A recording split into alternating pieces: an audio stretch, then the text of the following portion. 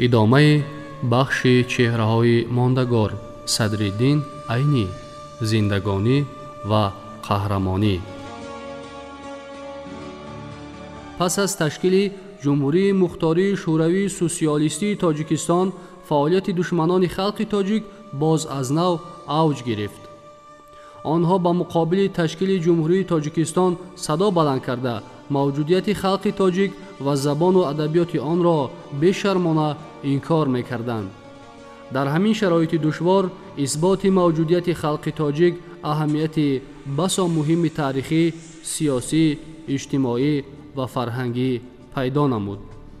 زیرا فاش ساختن ماهیت عقاید ارتجاعی ملتگرایان یکی از شرط‌های تشکل فرهنگ سوسیالیستی تاجیک به شمار می‌رفت.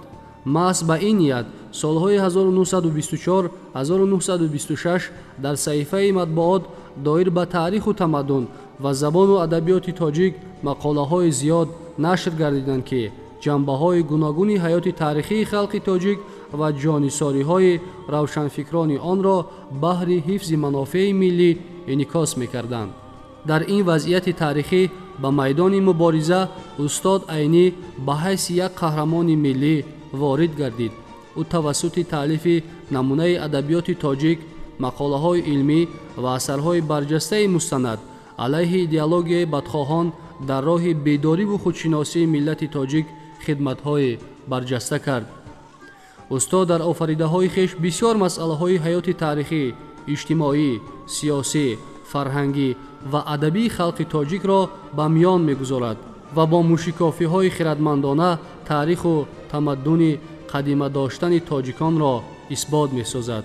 او تاکید می‌نماید که در آسیای میانه، خصوصاً در خاک بخارا و ترکستان، با بودن یک قوم بزرگ با نام تاجیک باید کسی انکار نداشته باشد.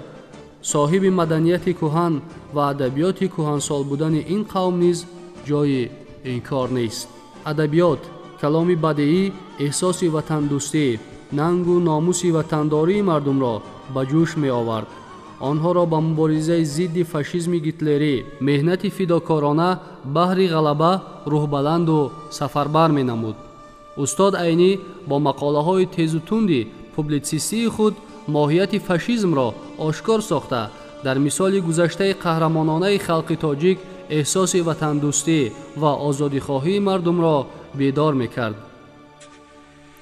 استاد صدرالدین عینی فرمودند که کلمه تاجیک به صفت نام یک خلق فارسی زبان سراول نسبت به مردم فارسی زبانان آسیای مرکزی و خراسان کار فرموده شده، بعد از آن به همه فارسی زبانان روی دنیا به کار برده شده است.